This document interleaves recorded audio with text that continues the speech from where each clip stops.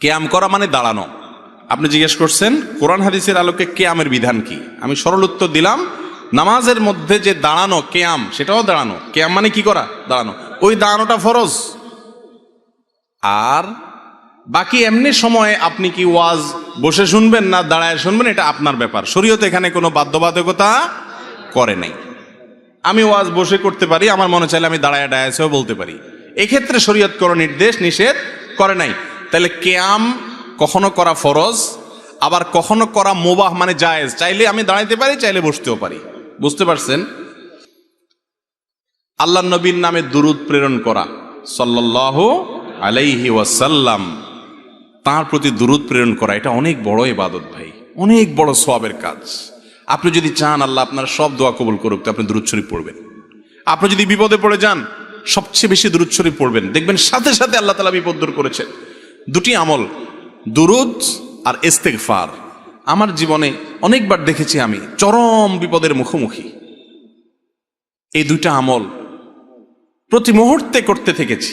আল্লাহ তাআলা অলৌকিকভাবে, অবিশ্বাস্যভাবে সাহায্য করেছেন। নবী করিম সাল্লাল্লাহু আলাইহি ওয়াসাল্লাম ইবনে হাদিস থেকে স্পষ্ট বোঝা যায়, দুরূদ এবং ইস্তেগফার এই দুইটা আমল কোনো বিপদগ্রস্ত মানুষ যদি করতে থাকে, আল্লাহ রাব্বুল আলামিন তার জন্য এমন পথ বের করে দেন, সে কল্পনা করতে পারে না বিপদ দূর করার। তো এই যে দুরূদ, এত ফজিলতপূর্ণ আমল, এই দুরূদটা বসে পড়বে না দাঁড়ায় পড়বে?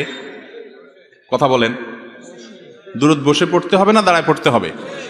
কোথায় আছে দুরূদ বসে পড়তে হবে? এই যে আন্দাজে ফতোয়া দিলে তো হবে না ভাই।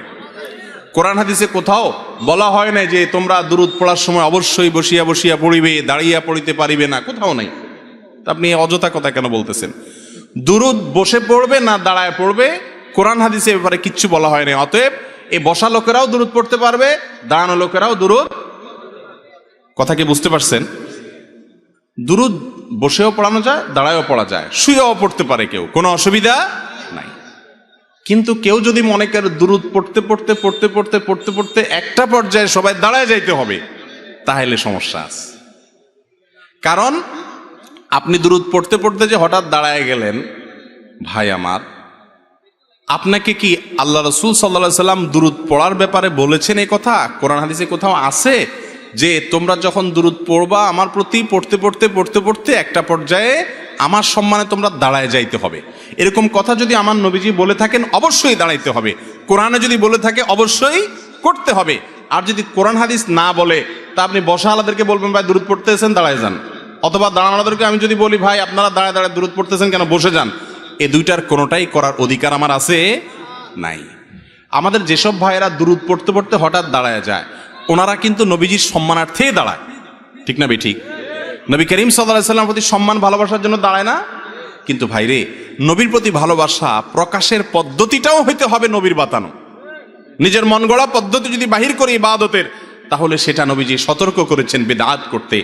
ভাইরা আমার, যারা কিয়াম করেন, মিলাদ পড়তে পড়তে দাঁড়ায়া কিয়াম করেন, তাদের প্রতি আমাদের অনুরোধ, রাগ করার কিছু নাই ভাই। আমি আপনার মুসলমান ভাই, আমি চাই আপনি আমার সাথে জান্নাতে যান, আমি আপনার সাথে জান্নাতে যেতে পারি। আমি আপনার ভালোর জন্য বলছি। আপনি যে সমস্ত আলিমরা আপনাকে বলেন কিয়াম করার জন্য, ওনাদেরকে অনুরোধ করেন যে হুজুর, কোরআন হাদিসে কোথাও আল্লাহ নবী সাল্লাল্লাহু আলাইহি সাল্লাম কি দুরূদ পড়তে পড়তে দাঁড়ায় যেতে বলেছেন কিনা? যদি বলে থাকেন সেটা কোথায় আছে আপনি দেখান, আমিও একই আমল করবো ইনশাআল্লাহ। আর যদি না থাকে, তাহলে সেক্ষেত্রে নিজের মন গড়া যদি আমি ইবাদতের পদ্ধতি বানায় নিই, তাহলে বেদাত হবে, আর বেদাতের ঠিকানা হবে জাহান্নাম ভাই। আচ্ছা, আমরা নামাজের মধ্যে দুরূদ কি আপনাদের এলাকায় বসে পড়েন না দাঁড়ায় পড়েন? নামাজের মধ্যে শেষ বৈঠকে দুরূদ পড়েন না আপনারা? এই দুরূদটা কি বসে পড়েন না দাঁড়ায় পড়েন? এই দুরূদের চেয়ে শ্রেষ্ঠ কোনো দুরূদ নাই। সাহাবীরা দুরূদ শিখতে চাইছেন, নবী করিম সাল্লাল্লাহু আলাইহি ওয়াসাল্লাম দুরূদ ইব্রাহিম শিখাইছেন। দুরূদ পড়তে পড়তে যদি দাঁড়ায় যাওয়া লাগতো, তাহলে সাহাবীরা, রাসূল আকরাম সাল্লাল্লাহু আলাইহি ওয়াসাল্লাম, এমনকি আমরাও নামাজের মধ্যে দুরূদ পড়তে পড়তে দাঁড়ায় যেতাম। ঠিক না ঠিক?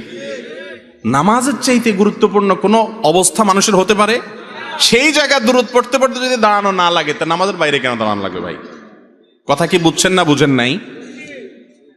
দুরূদ যদি বসে পড়লে বেয়াদবি হইতো, তো আল্লাহ তাআলা বসে নামাজে দুরূদ দিতেন না, বলতেন দাঁড়ায়া সূরা ফাতিহার সময় দুরূদ পড়ার কথা। ঠিক না ঠিক? অথবা বসে আছেন, আত্তাহিয়াতু পড়ছেন, দুরূদের সময় দাঁড়ায় যান। আল্লাহ তাআলা কি এরকম করে নির্দেশ দিয়েছেন? তাহলে আপনি নামাজের বাইরে কেন এটাকে জরুরি মনে করতেছেন? আমার কথা কি বুঝতে পারছেন? আল্লাহ তাআলা আমাদেরকে বুঝার তৌফিক দান করুন। তবে ভাই, এগুলো নিয়ে কামড়া কামড়ি করা যাবে না, ঝগড়াঝাটি করা যাবে না। ভাইয়েরা আমার, অনেক লোকজন আছে আমাদের সমাজে যারা এগুলো নিয়ে মারামারি করে। যদি কেউ কিয়াম করে আমার কোনো ভাই করুক, তার সাথে ঝগড়াঝাটি বা গন্ডগোলে যাবেন না। এই গন্ডগোল করার কোনো অনুমতি ইসলাম আমাদেরকে দেয় নাই। আপনি না করাটাকে মনে করতেছেন সুন্নাহসম্মত, আপনি করবেন না, কিন্তু কোনো ভাইয়ের সাথে বেজালে যাবেন না। এলাকাতে আজ মুসলমানদেরকে শয়তান অনেক রকম বেজালের মধ্যে লাগাই দিস। আমি মাসআলাটা চেষ্টা করছি কোরআন হাদিসের আলোকে আমার দৃষ্টিভঙ্গি তুলে ধরার। যদি আমারটা ভুল হয় তাহলে আরেকজন তারটা তুলে ধরবেন, মানুষ সঠিকটা গ্রহণ করবে। কেউ যদি কোনো আলেমের মাসআলা ফতোয়া শুনে আমল করে না, তিনি ভুলও করেন, তার বুঝে মনে হয়েছে এটা সঠিক, তারপরে দেখা গেছে ভুল, ইনশাআল্লাহ আল্লাহর কাছে মুক্তি পেয়ে যাবে, নাজাত হয়ে যাবে, তো আপনি ঝগড়া করে লাভ কি? বুঝতে পারছেন কথা? আল্লাহ তাআলা আমাদেরকে আমল করার তৌফিক দান করুন।